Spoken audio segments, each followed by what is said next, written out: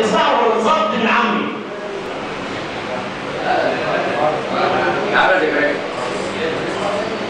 شوفوا يا جماعه، من 3 شهور حصلت القعده دي، وحاولت ان انا امد ايدي، واتفقوا اتفاق ال5 رجال الكبار بتوعنا عشان يجيبوا حق باطل، وانا ما رضيتش الاهانه باهانه، لا، لان حق عند ربنا سبحانه وتعالى، وحقي عند ال5 الكبار اللي الناس اختارتهم عشان يقعدوا ويقولوا ايه اللي حصل. عمي فعلا تم، وفي 5 من الكبار بتوعنا قعدوا معاهم، والاستاذ زكريا منهم، والاستاذ حسونه منهم، ومجموعه منهم، واسمع يا عمي ايه اللي حصل. بس ما خدتش حاجه من الفنون. بسم الله الرحمن الرحيم. بصراحة حاجة تسد النفس. بصراحة يعني. أنا الأستاذ مسعد اتصل بيا، أنا هخش في موضوع ما كان على بعيد عن الانتباه فيه. الأستاذ مسعد في يوم بيقول لي إن هو قال إن الأستاذ أحمد إسحاق حرر بتوع اسكندرية، وهو حاليا في اسكندرية اللي ما يحضروش في الاجتماع. أنا قلت له طيب أنا هتصل بأحمد إسحاق، بس أنا من طبعي ما أقولش فلان أو سمعت، لا أقول فلان قال. فقال لي أقول على لساني. قلت لأحمد إسحاق قول أنا من اسكندرية، قلت له ما أنا عارف. بيقول إنك أنت حررت بتاع جمعيات الاسكندرية على إن يقطعوا الاجتماع أو اللقاء اللي طلبوه الأستاذ مسعد في اسكندرية. قال لي يعني هل ممكن إن أنا أقنع رؤساء جمعيات الاسكندرية بقول لهم ما تروحوش؟ ما هماش كويسين. قال لي ده هم كانوا موجودين في جمعية أبو سمبل وعملوا الجواب اللي احنا شفناه ده. قلت طيب يعني كنت موجود في الاجتماع. فأنا بقول يا إخوانا أنا مش عارف، إحنا كنا كان الأستاذ المتر رفيع الباشا قاعد، مش قاعد طبعا، كنا بنقول إحنا بنرجع للأسف الشديد بنرجع أكتر أو أوحش من فترة ربيع الباشا. أنا يمكن أكون جديد في جمعية كشك كرئيس جمعية كشك، ولكن كنت قبل كده في سنة 80 أو 85 كنت رئيس جمعية كشك، لكن أياميها ما كنتش مثلا مشترك مع النادي النوبي أو حاجة. في الحقيقة الفترة الزمنية الصغيرة اللي تشرفنا برئاسة أستاذ مسعد في النادي، وأنا كنت من أحد المجموعة زي ما الأستاذ إبراهيم تفضل مشكورا وقال مجموعة وفاقه.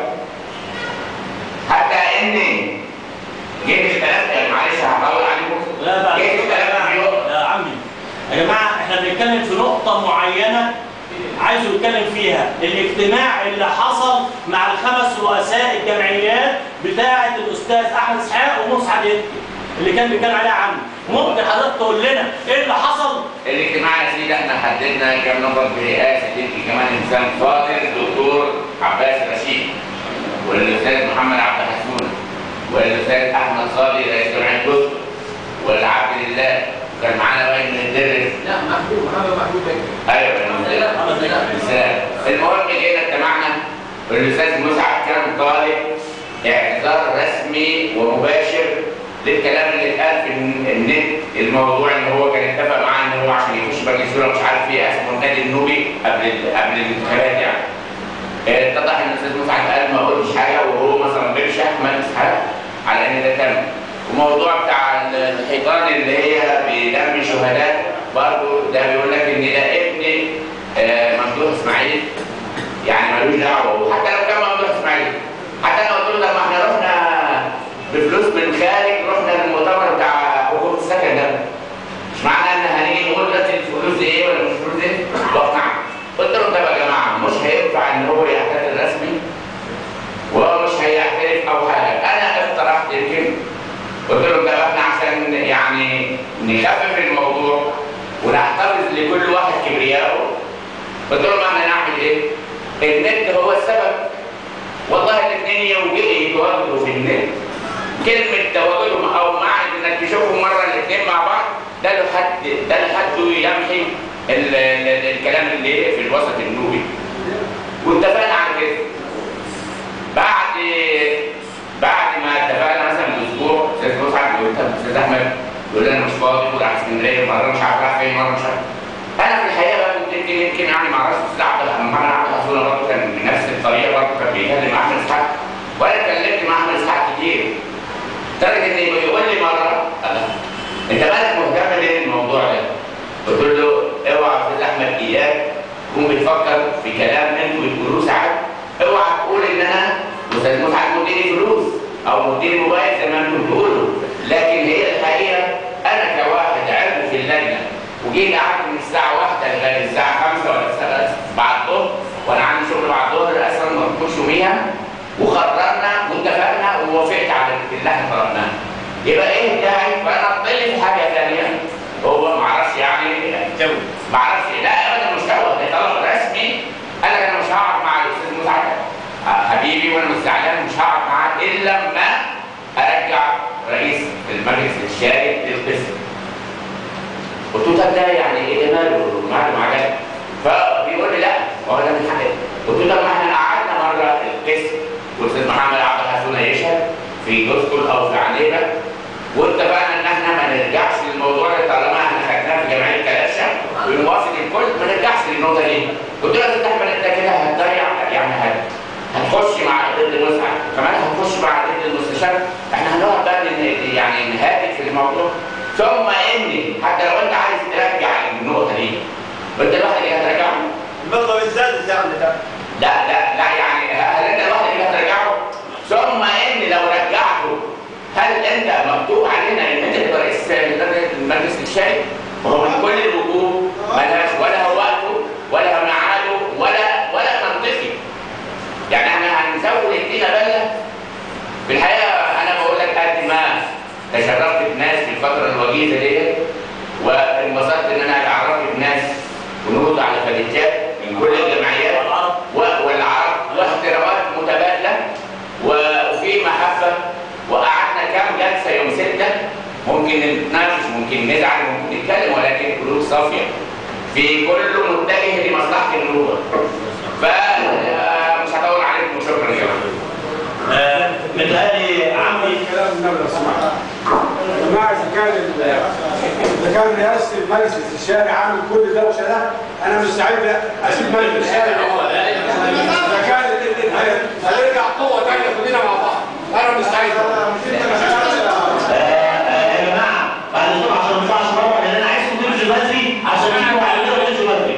بعد الظهر يا جماعه وصل يا عم ان احنا قعدنا مع الخمسه، وصل يا جماعه ان احنا قعدنا مع الخمسه الكبار بتوعنا، بس عشان تبقى الرؤيه واضحه. اتفضل اسمعوا وعظوا. اتفضل. مش معنى ان الخمسه فشلوا بره يبقى الدنيا وقعت. لا انا ما قلتش فشل. لا يا جماعه خدوا بالكم من الكلام. انا قلت فشل؟ لا بعد اذنك يا عم حسون. بعد اذنك. لا هو بيقول يعني لو مش معنى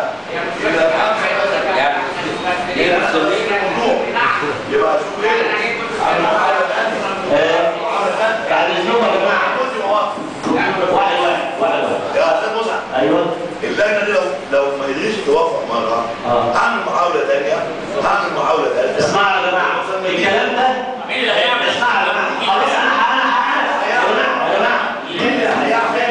لو ما عايز اقول حاجه مش هيعمل. يا جماعه بعد اذنكم انا بمد ايدي وهمد ايدي لاي حد يجيب وانا على باب استعداد ان انا اتصرف، بس احتراما يا جماعه، بس احتراما للكرامه لازم تترد الكرامه. يعني احتراما لكرامه الخمسه اللي قعدوا، على فكره اللعيبه مش هي دلوقتي، اللعيبه الخمسه. ايوه عندنا. فعشان كده بقول ايه احتراما ليهم انا مستعد امد ايدي تاني مع اي حد عايز يمد ايده. لو سمحت ده انا عايز اخلص عشان الموضوع كده. اتفضل. اذا انتوا عاملين اصلاح في عمل بصوره قويه مباشره واللجنه دي هنا في بلد النوبه. زي المكان كده في هذا المكان. اذا كان في هذا المكان ما يحتاج. تمام. واللي هو عايز يحكم النوبه وعايز القوه في خدمه النوبه انا قلت للاستاذ انا عايز اعرض هنا مع الناس هنا اتكلم واقول الناس تسمع رايي وتشوف، ولكن شغل الخفاء لا ينفع. لا ينفع ابدا. تمام. على فكره عم حسون نقطة. في نفس الوقت ينضم 2 3 من الإخوة الكنوز ويتم برضه يعني ويتم العرض. ده عشان لا ما كانش حاجه مش حد يزعل ما كانش حاجه عشان خاطر الخلاف بس برضه يحصل توفيق برضه في شوية خلافات. خيري عايز تقول حاجه؟ يا جماعه على